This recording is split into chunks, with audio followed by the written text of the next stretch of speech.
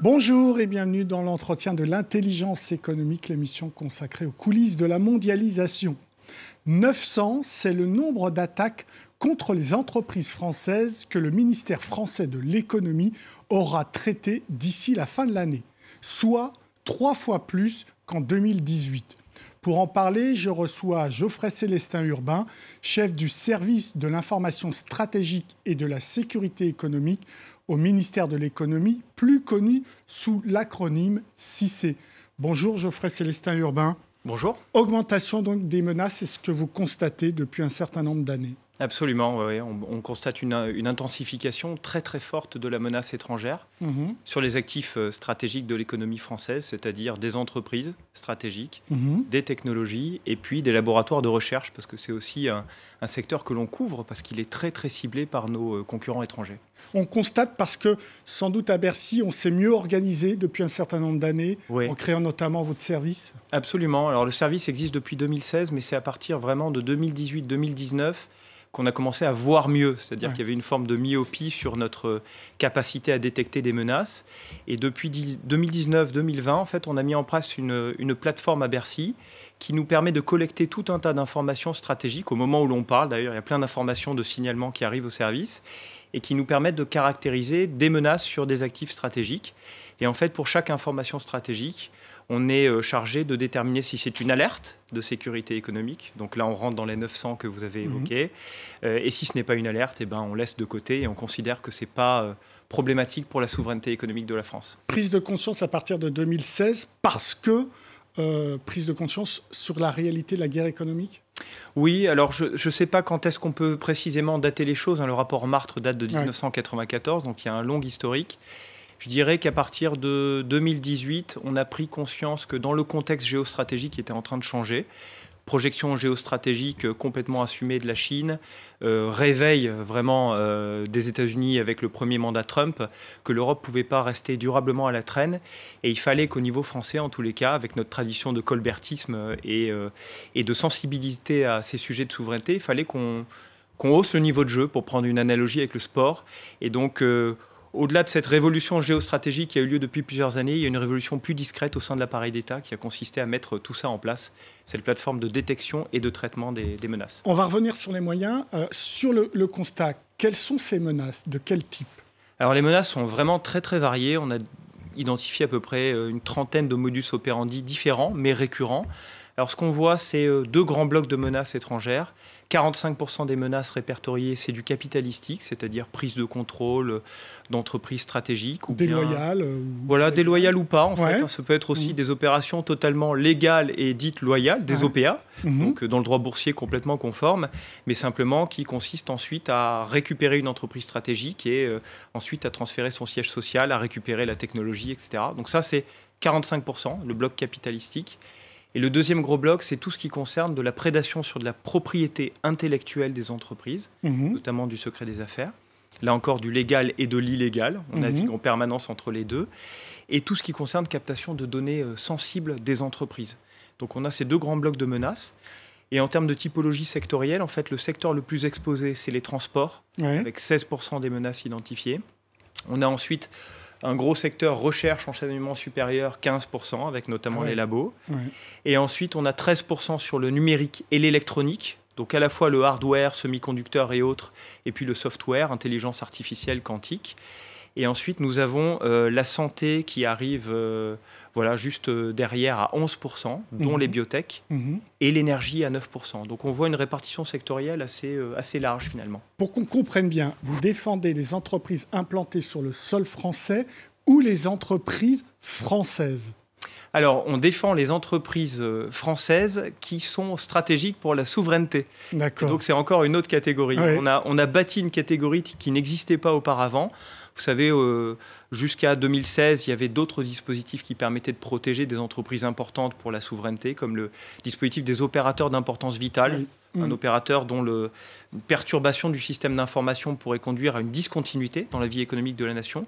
Nous, on a inventé quelque chose qui n'existait pas auparavant, c'est-à-dire une nouvelle catégorie d'entreprise stratégique pour la souveraineté économique et qui nous permet de brasser beaucoup plus large on a vu que des secteurs. Voilà. Avant, c'était très défense, des choses très directement reliées à la sécurité publique, à l'ordre public. Et depuis, on a beaucoup élargi. Et ça, même avant la crise Covid et même avant l'invasion de l'Ukraine par la Russie. Donc, on comprend les types de menaces. Forcément, la question, c'est qui menace les entreprises stratégiques? Alors là, je ne peux pas tout dire. Là, on arrive en zone... Mais ce que vous avez remarqué, c'est qu'il y a 2 pays. Alors, il y a effectivement... Moi, je peux les dire, États-Unis et Chine. C'est vous qui l'avez dit. Donc, alors, la menace n'a pas de frontières. C'est-à-dire qu'on peut imaginer n'importe quel émetteur de menace. Et ça peut être un allié, Alors, ce que je peux vous dire, la formule un peu consacrée, c'est que la carte de la guerre économique ne se superpose pas avec la carte des alliances militaires et des alliances stratégiques. C'est clair. Donc, on a un espèce de mix, effectivement. Et nous, on va effectivement essayer de caractériser pour chaque signalement si l'investisseur ou l'acteur étranger est problématique ou pas. Et pour ça, on regarde un ensemble de choses. On regarde notamment quel est son historique d'investissement en France. Est-ce qu'il a fait des promesses d'investissement qu'il n'a pas tenues? Est-ce qu'il a un historique de prédateur? C'est-à-dire, j'investis dans une boîte française, je pompe la technologie et je vais construire une usine miroir dans un autre pays. Donc, on regarde tout ce faisceau d'indices qui nous permet de caractériser pour chaque signalement, est-ce qu'on est en présence d'un acteur qui est problématique ou qui n'est pas problématique pour la souveraineté? Ça nous permet d'avoir une approche proportionnée et sélective du risque. Comparé aux États-Unis, quand je vois les chiffres, 325 demandes de rachat d'entreprises stratégiques françaises et vous avez accordé 131 rachats. Donc, c'est plutôt un pays encore très ouvert, la France. Aux États-Unis, on n'aurait pas ces chiffres-là. Alors, c'est à nuancer parce que ce 325, c'est le dispositif de contrôle des investissements étrangers en France, qui nous permet en fait de contrer une partie de la menace capitalistique en cas de prise de contrôle d'une entreprise dans des secteurs stratégiques. 325, c'est le nombre total de dossiers de demande d'autorisation, donc pas uniquement les États-Unis. Et la France, en fait, se caractérise au niveau européen par un dispositif qui est vraiment proportionné avec un taux d'engagement, c'est-à-dire un nombre de dossiers où on demande des conditions, des garde-fous pour la souveraineté qui est relativement plus élevé que dans d'autres pays européens. Donc je dirais qu'on a un dispositif qui ne peut pas être qualifié de permissif, qui est un dispositif qui est robuste de contrôle des investissements étrangers en France. Quels moyens aussi c'est donc dans votre service? En fait, moyens humains déjà, beaucoup d'énergie et beaucoup de collaborateurs. La menace a été multipliée par, on va dire pratiquement par 2 ou par 3 ces dernières années. Les effectifs n'ont pas été multipliés par 2 ou par 3. En fait, ce qu'on a fait, c'est qu'on a réorganisé complètement le service pour qu'ils soient en mesure, par des gains de productivité, d'absorber toute cette charge. Donc, on a mis en place tout un tas de process qui nous permet d'optimiser le traitement de l'information. Et donc, effectivement, tous mes collaborateurs sont très, très chargés, on va dire, et ils se répartissent le traitement de ces à peu près 900 menaces par an. Donc, on a une trentaine de collaborateurs à Paris, et puis on a une vingtaine de collaborateurs qui sont des collaborateurs de proximité, qui sont dans les régions, auprès de chaque préfet de région, et qui nous remontent des signalements de proximité qu'on n'aurait pas eu par d'autres canaux. Bon, c'est plutôt un succès, le CICE, et on le voit à travers le fait qu'un certain nombre d'acteurs souhaitent que le CICE ne soit plus seulement à Bercy, au ministère de l'économie, mais en interministériel auprès du Premier ministre. Alors là, joker sur l'évolution institutionnelle, ce que je peux dire, c'est qu'effectivement, le dispositif depuis 2018-2019 au sein de la DGE, la Direction Générale des Entreprises à Bercy, a pris une portée, une ampleur systémique qu'elle n'avait jamais eue auparavant. Et donc je dirais que là où on est logé à Bercy, aujourd'hui, on arrive à délivrer des résultats qui sont extrêmement tangibles et qui nous permettent d'avoir un système de défense et de contre-prédation économique. Et j'insiste sur le mot système.